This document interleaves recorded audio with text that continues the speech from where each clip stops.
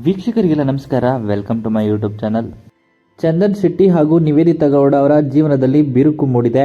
ಅದೇ ರೀತಿ ಈಗ ಅವರು ವಿಚ್ಛೇದನಕ್ಕೂ ಕೂಡ ಅರ್ಜಿಯನ್ನು ಸಲ್ಲಿಸಿದ್ದಾರೆ.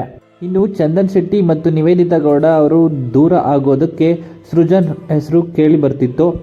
ಈ ವಿಷಯಕ್ಕೆ ಸೃಜನ್ ತಾಯಿಯಾದ ಗಿರ್ಜಾ ಲೋಕೇಶ್ ಅವರು ಏನು ಹೇಳಿದ್ದಾರೆ ಅಂತ ಈ ವಿಡಿಯೋ ಮೂಲಕ ನಾನು ನಿಮಗೆ ತಿಳಿಸ್ಕೊಡ್ತೇನೆ.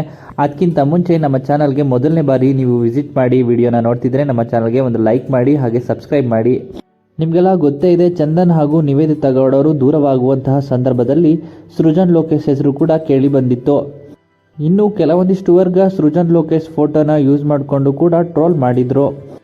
ನಿಜ, ಇದೆಲ್ಲ ಆದ ನಂತರ ಚಂದನ್ ಮತ್ತು ನಿವೇದಿತಾ ಈ ಸುಳ್ಳು ಸುದ್ದಿಯನ್ನು ಹಬ್ಬಿಸಬೇಡಿ ಎಂದು ಕೂಡ ಕೇಳಿಕೊಂಡಿದ್ರು.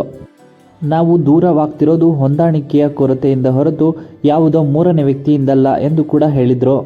ಹೀಗಿರುವಾಗ ಚಂದನ್ ಶೆಟ್ಟಿ ಮತ್ತು ನಿವೇದಿತಾ ಗೌಡ ಅವರ ಮುರಿದು ಬಿದ್ದ ದಾಂಪತ್ಯ ಜೀವನದ ಬಗ್ಗೆ ಸೃಜನ್ ತಾಯಿ ಗಿರ್ಜಾ ಲೋಕೇಶ್ ಅವರು ಮಾತನಾಡಿದ್ದಾರೆ. ಮೊದಲಿಗೆ ಜನ ಇರೋದಕ್ಕೆ ಮಾತನಾಡೋದಕ್ಕೆ ಅಂತಲೂ ಕೂಡ ಹೇಳಿದ್ದಾರೆ. ಹೌದು, ಹಿರಿಯ ನಟಿ ಗಿರ್ಜಾ ಲೋಕೇಶ್ ಅವರು ಈ ವಿಷಯದ ಕುರಿತಾಗಿ ಖಾಸಗಿ ಸಂದರ್ಶನವೊಂದರಲ್ಲಿ ಮಾತನಾಡಿದ್ದಾರೆ. ಮೊದಲಾಗಿ ನನಗೆ ಅದರ ಬಗ್ಗೆ ಗೊತ್ತೇ ಇಲ್ಲ, ನಾನು ನೋಡಿಯೂ ಇಲ್ಲ, ನಾನು ಕೇಳಿಯೂ ಇಲ್ಲ ಎಂದು ಹೇಳಿದ್ದಾರೆ.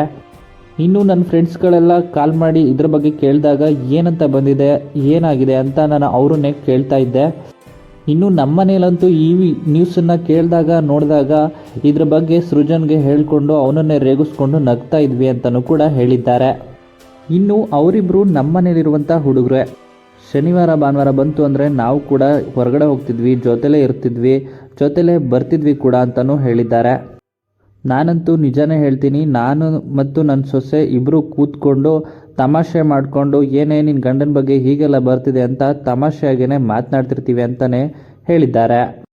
ಮುಂದುವರೆದ ನಮ್ಮ ಫ್ಯಾಮಿಲಿಯಲ್ಲಿ ಆ ಥರದ ಘಟನೆಗಳು ಆಗಿಲ್ಲ, ಆಗೋದು ಇಲ್ಲ. ದೇವರ ದಯೆಯಿಂದ ಇದೆಲ್ಲ ಆಗಬಾರ್ದು ಎನ್ನುವ ಮೂಲಕ ವದಂತಿಗಳಿಗೆ ತೆರೆ ಎಳೆದಿದ್ದಾರೆ ಗಿರ್ಜಾ ಲೋಕೇಶ್ ಅವರು.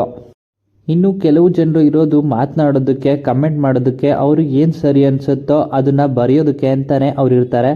ಆದರೆ ನಾವು ಸರಿಯಾಗಿದ್ದಾಗ ಯಾವುದಕ್ಕೂ ತಲೆ ಕೆಡಿಸಿಕೊಳ್ಳುವ ಅವಶ್ಯಕತೆ ಇಲ್ಲ ಎಂದಿದ್ದಾರೆ. ಈ ರೀತಿಯಾಗಿ ಮಗನ ವಿಷಯದಲ್ಲಿ ಮಾತನಾಡಿದ್ದಾರೆ. ಇನ್ನು ಚಂದನ್ ಮತ್ತು ನಿವೇದಿತಾ ಅವರ ಡಿವೋರ್ಸ್ ವಿಷಯ ಕೇಳಿ ನನಗೆ ತುಂಬಾ ಬೇಜಾರಾಯಿತು ಎಂದು ಗಿರ್ಜಾ ಲೋಕೇಶ್ ಅವರು ಹೇಳಿದ್ದಾರೆ. ಈ ರೀತಿಯಾಗಿ ಚಂದನ್ ಮತ್ತು ನಿವೇದಿತಾ ಗೌಡ ಅವರ ಡಿವೋರ್ಸ್ ವಿಷಯದಲ್ಲಿ ತನ್ನ ಮಗನ ಬಗ್ಗೆ ಮಾತನಾಡಿದ್ದಾರೆ. ಹಾಗೆಯೇ ಇದರ ಬಗ್ಗೆ ನಿಮ್ಮ ಅನಿಸಿಕೆನ ಕಮೆಂಟ್ ಮೂಲಕ ಕಮೆಂಟ್ ಮಾಡಿ ತಿಳಿಸಿ.